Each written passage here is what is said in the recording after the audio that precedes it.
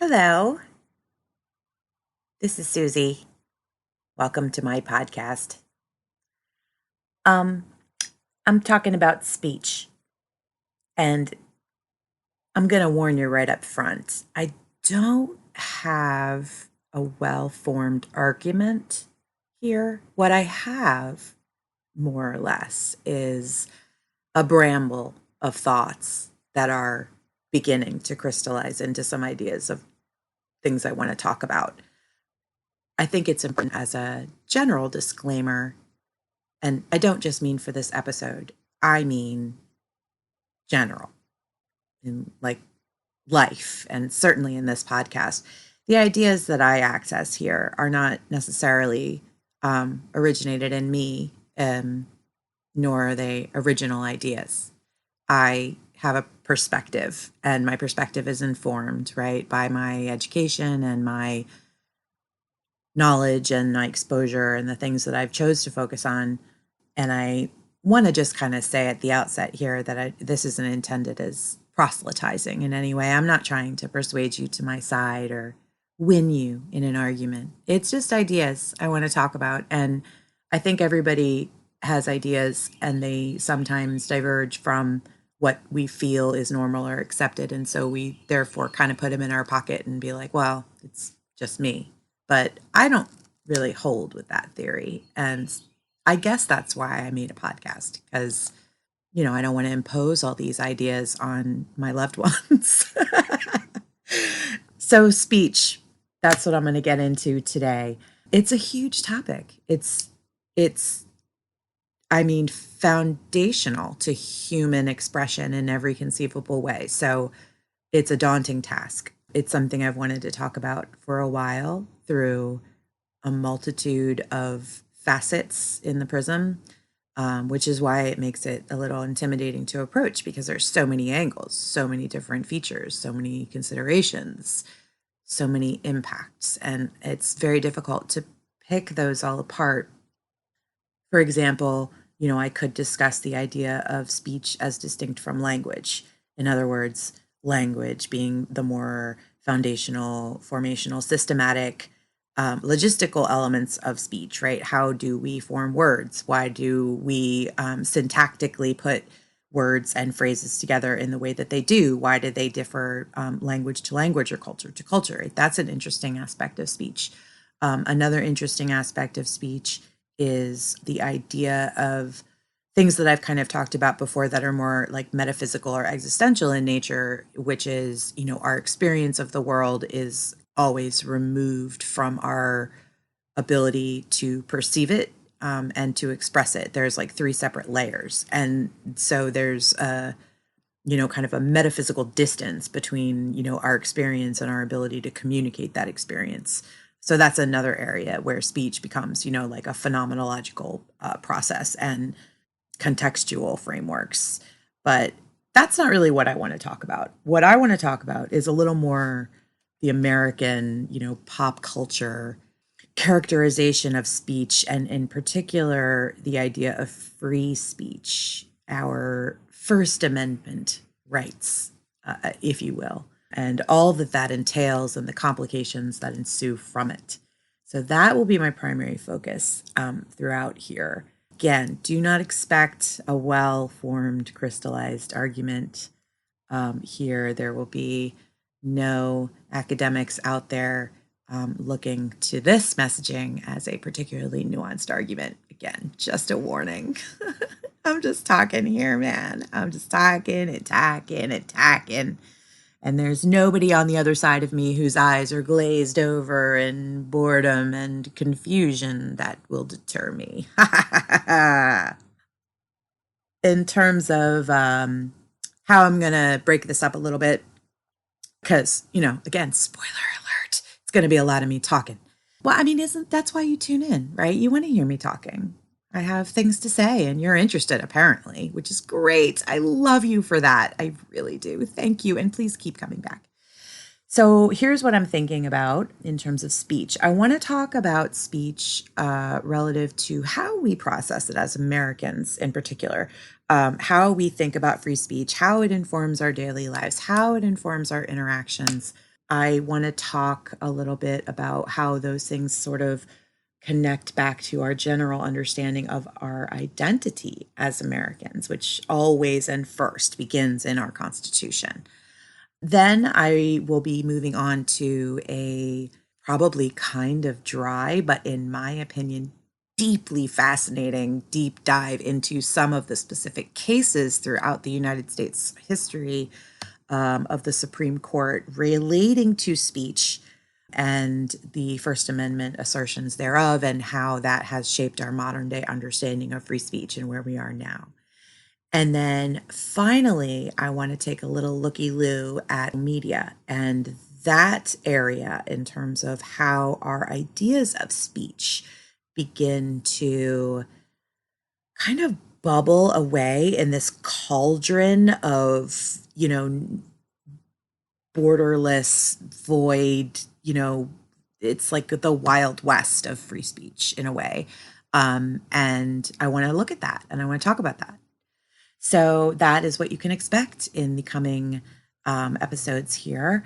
I really hope that you hang out because these are all really interesting ideas, and I think this is a really a jumping off place for me in future episodes to go back into some of those things that I talked about and look at more granular pieces. Again, sort of the speech versus language or speech as phenomenology kind of arguments, but there's no space for that here. That's not what I want to talk about here. You've heard the agenda. I think it's going to be cool. Hang out with me.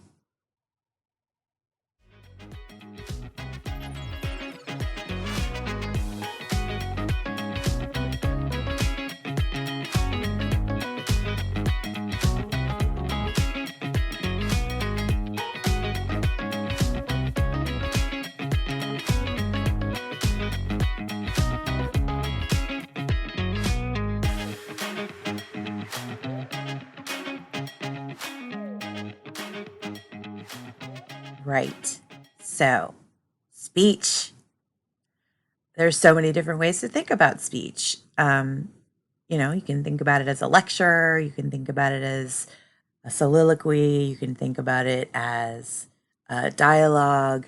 There's just a billion different ways to shape it, to think about it, to approach it. The issue as Americans that we tend to lean upon as our sort of shared understanding of speech is free speech as defined in the First Amendment, and in particular, political speech, free political speech, or free religious expression, right? The ability to express and act in accordance with your beliefs without fear of, government reproach or state-sponsored violence in some way. It's a good thing. It's a good thing. There's a reason it's the first, to be able to say and believe, what you will without fear of, tyrannical oppression is great. I think that there's a degree to which we can argue whether we've actually ever really achieved that. That's kind of what I, want to dive into a little bit because, government isn't a monolith. Government is in our country. It's meant to be a constituent of voters. It's the people.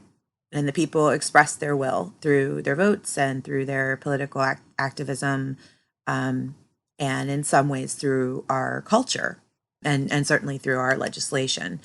And that's been a big theme of my pod, really. I think as an underlying theme is that a lot of these ideas that we carry with us in a deeply ingrained way express themselves through our culture and therefore through policy and through legislation. In other words, modalities of thinking in any given moment become codified into law that doesn't go away unless we actively go back and revisit it and change it and update it, which, is in America, not the easiest process in the world because we govern by consensus. And that sort of governance is vulnerable to manipulation of speech. And the will of the electorate is easily manipulated because people are easily manipulated.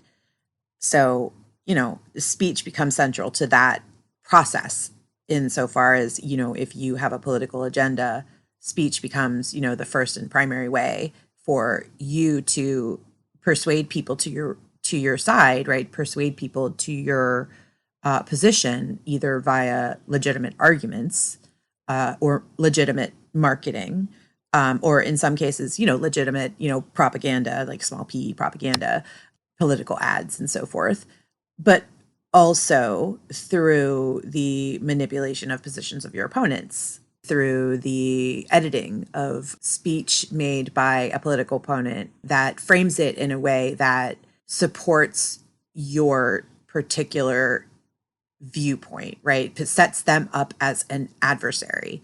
And that's just one example, right? Like of a jillion different, examples. One of the things that I find particularly interesting about speech is that we talk about free speech a lot in the country as though, there are no restraints on the things that we say, which is very demonstrably not the case. We actively censor ourselves all the time, have done throughout history. There are subjects that are taboo, words we do not say.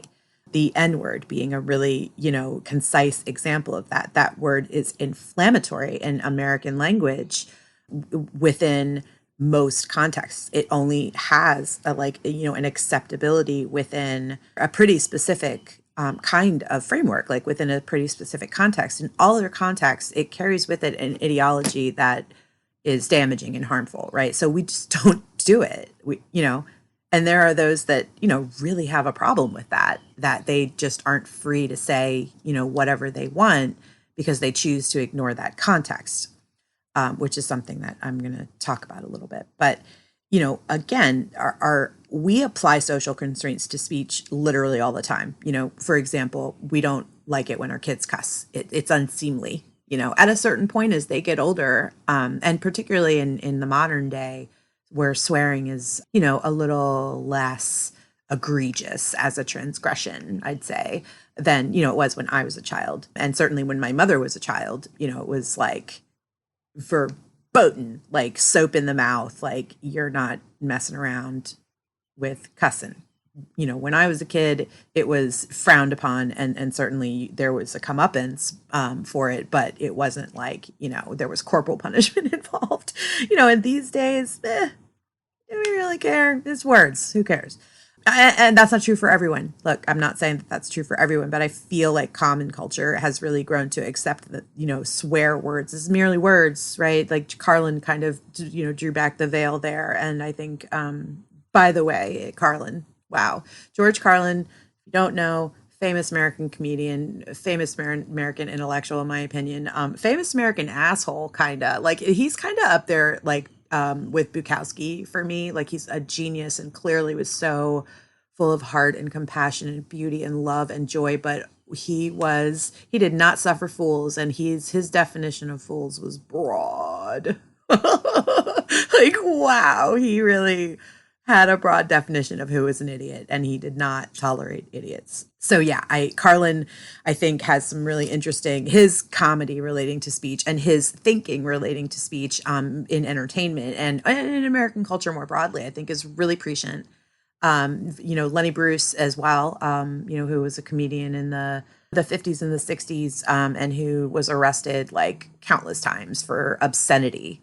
This is something I'm going to talk about a little bit in the second part of this, but there's lots of examples how American culture polices itself, and it does so both through legislative means and through a more general process of public manipulation. And we've discussed that a little bit here before, but public shaming is and always has been a major vehicle for getting people to comply with the cultural will.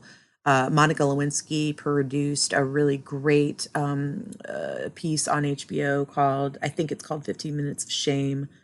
And there's just some really stunning examples of how internet culture has completely taken public shaming to like next level shit. Like, it really is like the virtual version of like, witch burning in some respects. Like, it's really sad and yet easy to see how it came to pass. So, again, culturally, we create these guardrails for ourselves. They're just sort of understood. And we all historically have kind of gone along, for the ride. And I think this is a pretty good example of how patriarchy has shaped our cultural understanding because the words that we use and the way that we use them, have largely been crafted by power structure, and power structure in our country and throughout the world, really, let's be honest, has historically always been, through the lens of white men. And so, the reason that I raise that is not to, kind of be like, boo, white men, but it's more to just kind of identify the perspectives, right? Like the perspectives that inform the world that we live in, it does have a power structure. That power structure does, in fact, inform how we live, how we think, and how we speak. So I think it's important to sort of just acknowledge that, not as not as shaming, frankly, because again, we all did it. We're all there. We're all in it. But to acknowledge it as a way of understanding how it works. Does it work? Can it be changed, in a more conscious and intentional way? That's really the major, point there.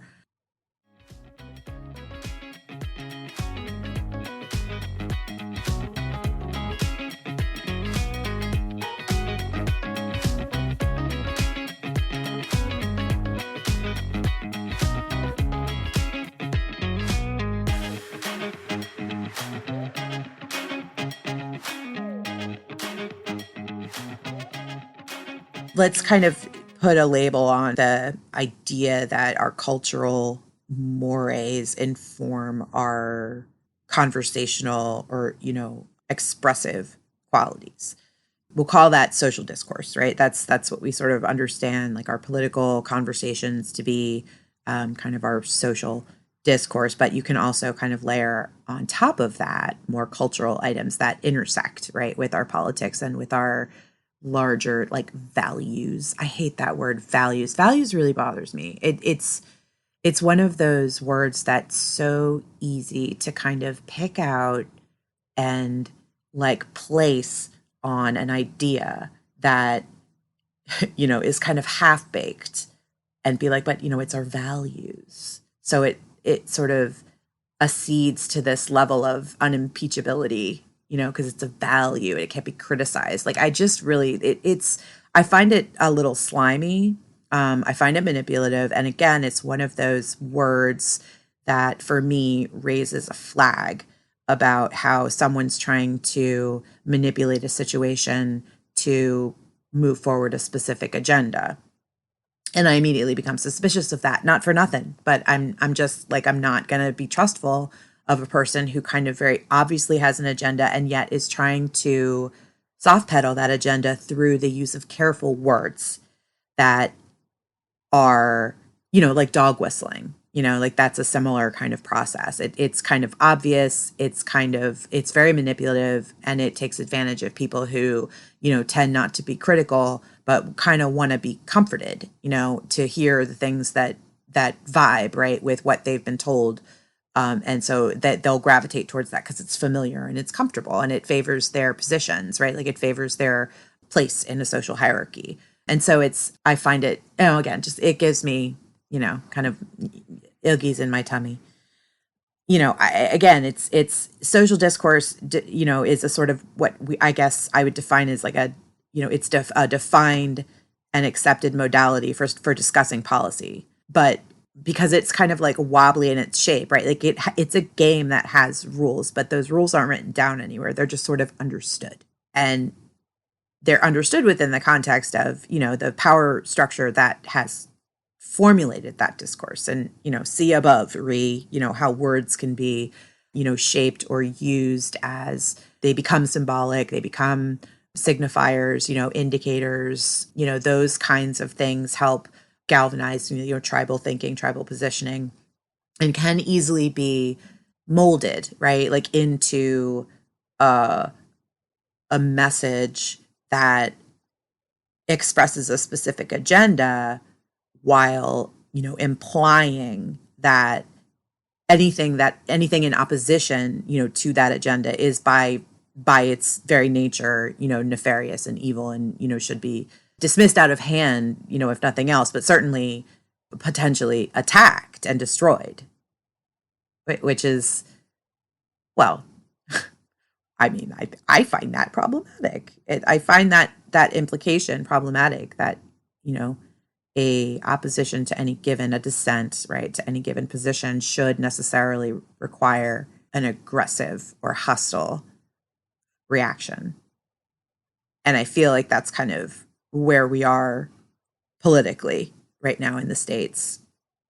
There are examples in our history where those kinds of manipulations of messaging, can crystallize into manipulative political strategies. Nixon's Southern strategy is an excellent example of this, whereby, it became taboo to use the N word, right? It became taboo and not accepted, in the wake of the civil rights movement, to openly suggest that legislative priorities should be stacked against minorities. So instead, they took other means to reshape the American consciousness about minorities in America, Blacks in particular. And they used words that, really resonated with Americans. They talked a lot about crime, and they talked a lot about drugs. Nixon started the war on drugs, and it was, a sad combination and almost alchemical. I mean, it's not alchemical because it was a very purposeful and by design protocol, but basically the government flooded the streets, with drugs, and then they set about to craft a narrative that people who used drugs were criminals, that people were poor, were inevitably, drug users, that they were all just, unethical and lazy. They capitalized on a lot of the narrative that had come to pass relative to Black people in the United States and African Americans, characteristics that, through the media, that they were lazy, they were salacious, they were, lascivious, and, they were rapey, all these different things. And they reshaped it in the Nixon era to capitalize on those ideas, but to filter it through a modern lens, through the lens of criminality, right? So instead of Black people raping all your white women, now it's robberies, and it's still rape. Actually, I take it back. They're still going to rape the white women, but it's going to be like robberies and stuff because they're so like crazy out of their mind with drugs. They're poor because they can't get jobs or won't get jobs and won't hold jobs, and they are promiscuous, and they have children that they don't care about and leave in dumpsters and stuff. I mean, all these totally illegitimate narratives that were completely manufactured, and yet the American public just num num num num num num, like just lapped it up and allowed that administration to really double down on policies that disenfranchise people even further. And the way that they did that was by recodifying their language into more, acceptable kind of like puritanical terms that really appealed to white voters. So it's really easy to see how political language and that element of speech informed policy. This isn't my opinion. This is like straight up facts. So feel free to go look me up. Like verify, please, trust but verify, as a hero, Reagan once said. Actually, he didn't. I think he got that from the Russians, which is really funny. Ugh, Reagan. Anyway, it leads me to sort of the next idea, which is context. That's something we talk about a lot in American discourse, is context, because it's one of the only ways to fight back against political campaign ads, is that accusations of speech being taken out of context is what is the sort of, I think, go-to response for most people. You took me out of context. I think that's legit in many ways on both sides of an issue, right? I think that it's a natural move, first of all, but it's less cynically, I think that it's a natural mode of understanding. When you hear a message, you will upon a first listing, what you're going to connect with something that sounds familiar or resonates. Or contrarily, if there's nothing that in that messaging that resonates, you're going to hear the thing that most contradicts and kind of focus in on that, and it shapes sort of your understanding of the entirety of the message. So that's a natural cognitive process that I think we all do. Listening and active listening is not a thing that we're taught to do, really, as Americans. We're taught a lot about speech, how to talk, not how to listen. Shame on us. But I think it's just part of our culture, and I think it is changing. In business, there's a lot of management trainings that involved, ideas about active listening. That's great. That's good. I think it's a positive thing, and we should continue to talk about listening.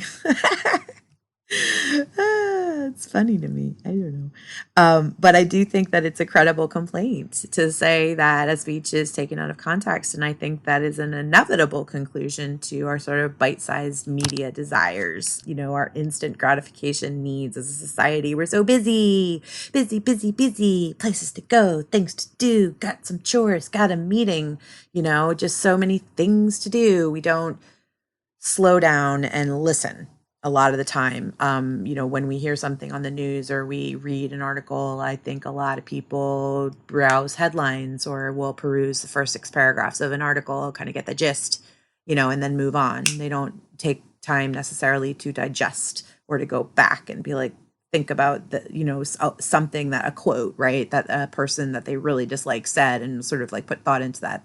Most of us kind of go, blech, and then we move on. And that's fine. That's fine. Except for when there's substance there that it, again, informs policy, informs legislation, informs the ways in which we live our lives and feed our kids and work our jobs, or whatever it may be. And I'm not also suggesting that policy and legislation are the only means, but those are the most controllable means, because the other things like culture and, the kind of public consciousness things they're much more difficult to control and to shape. They're much more difficult to come to a consensus on. There's no sort of ruling body on like, what do we believe as a culture? Shit just kind of shapes itself. We don't have a lot of control over that. And the diverse nature of, our population makes that a pretty wobbly target, right? Which I love. I'm down. Like, I feel like that's 100% absolutely as it should be. And I really wish more people would sort of surrender to that notion and, kind of feel a lot less tense about their destiny, or what have you. Like, we have control of our destiny and we can shape it by participating in the now. And that speech is a big part of that, right? How do we express ourselves, right? To the people around us, to our loved ones, to people on social media and complete strangers, right? Like, our modes of expression become our existence in the world, and therefore are extremely important. And yet we sort of treat them like trash. We sort of treat our thoughts and our expression as garbage. So I think social media had a lot to do with that. The point that I'd like to make generally about context is that there is that sort of narrow lens to look at it in terms of context of speech. Like, somebody says something and you sort of pull a quote out. There is that piece of it. That's sort of the obvious example. But I think more broadly, that the context of narrative is one thing.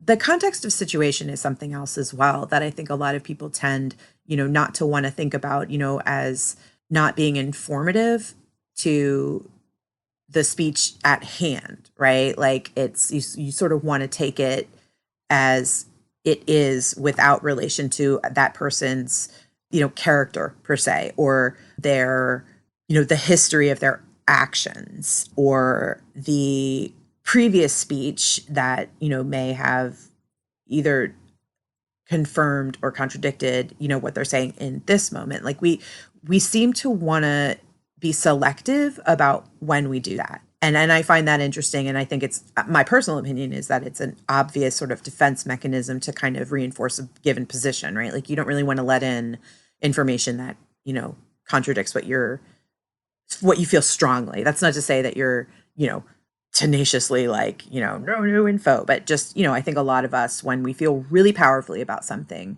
it is a harder barrier to get through in terms of information that contradicts that position. It takes a longer process. It requires a lot more like substantive argument, and it requires a great deal more compassion for the empathy, right? The ability to kind of identify with a person who feels something completely different to what you're feeling in as strongly a way as you feel yours. Like, that's a tough spot to be in. Like, that it's an impasse in many respects, but it doesn't have to be, because it also doesn't have to be seen as a threat, which I think is, that's the natural response in many respects, is that a position that contradicts my own is viewed as a threat.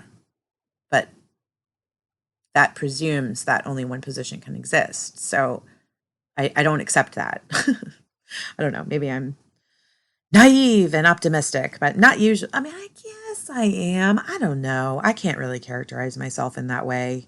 You tell me. Am I naive and optimistic? I don't know.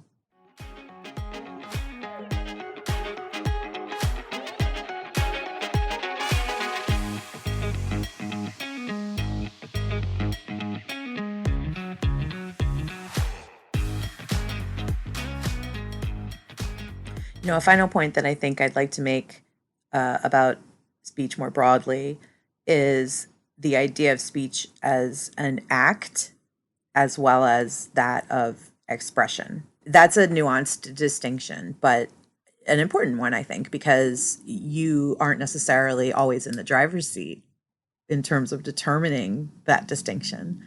For you, speech is always expression. It's the means by which you communicate an idea or a thought or a need outside of your body, right? Like in some way, whether it's in words or sign or text or, any other means, that behavior, right? That physiological exercise of interpreting an electrochemical function into an interpretable system that can be perceived by a person outside of your own skull.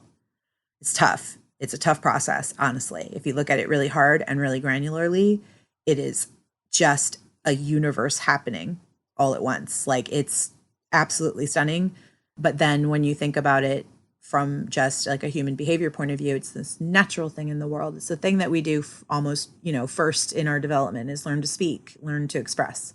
But speech in the context of, citizenship or cultural, societal participation becomes very much an act when we are voting, when we are expressing an opinion on social media, whether we're commenting on an article, or we are attending a town hall meeting, or just having a chat with your neighbor. All of these speech modalities are speech acts that manifest some form of political will. I think that distinction is important, because if you hold that speech is really just putting wind out, right? Like you're blowing colorful wind out of your mouth that doesn't, like poetry, I guess. That's mean to poetry, but that's how I feel. I'm sorry. I'm sorry, poetry and poets. I just I don't get you. Not entirely. I respect you and I love you, but I don't get you. And it is just colorful wind in some regards to me. It's maybe I should dive into that, because I'm just having that like realization in my mind that that's how I feel about poetry. And yet then I have all these like conflicting voices that are like, but what about Shakespeare? Like, what about, like, what are you talking about? So that's maybe I'm disagreeing with myself as I'm saying it, but I guess artistic expression, being somewhat removed from the demonstration of active political will, like it still has those modalities, but is a larger, more aesthetically based practice. Whereas what I'm talking about relative to acts of speech is, right, the communications of like basic needs to people that represent us in government, or the communication of positions designed to help other people get on board with legislation that we feel is beneficial for everybody, right? Like, legislation focusing on gun violence, that kind of thing. That's sort of what I am thinking about within this framework. Again, it's a more narrow scope, because speeches act like more in general. Obviously, I mean, you heard from my own inner dialogue moments ago, right? There's just this like Pandora's box of stuff that comes out of that concept. So I want to kind of really narrow it to just, more the political element of it. And part of the reason why I feel like that I want to narrow that lens right now is because that's where we are. Like, we're in a very, in my opinion, precarious moment in American democracy. I feel pretty good about it right now, but not great. And so I feel like that's where my head is at. That's where my heart is at. And that's really where I want to kind of engage listeners about, what are we fucking doing, you guys? Like, what are we doing? Like, we want to have space for all views and all thinking, and we want that inclusion and we want that acceptance. And why does it feel like we only want it on one side of the argument? That's where I'm at. And speech as act becomes an important feature of that, because if you're only arguing the human side on one side of the argument and the other side is a power argument, then you're talking apples and oranges. First of all, they're two separate conversations, but it boils down to a struggle for power. And then when you have a struggle for power, things start to get vicious and ugly and brutal and mean and manipulative. And the very first stop on the manipulation train is speech. Shaping how people think, shaping what their beliefs are, shaping how they manifest their voices into political will. And people are thematically, you guys, easily manipulated. Just, it's a theme. It's like, get used to it. It's a theme. We're suckers. We believe just about anything that helps us feel comfortable, just about anything that helps us feel safe, and we don't always use the most critical functions of our intellectual capabilities to get there. And we don't always think beyond the walls of our own homes. So speech as act becomes a much more meaningful thing in a context where the information that people are playing with can be manipulated and can be made to access psychological vulnerabilities and can be made to oppress. There are a lot of examples of this throughout history. I'm not going to talk about them here, but yeah, I will talk about them.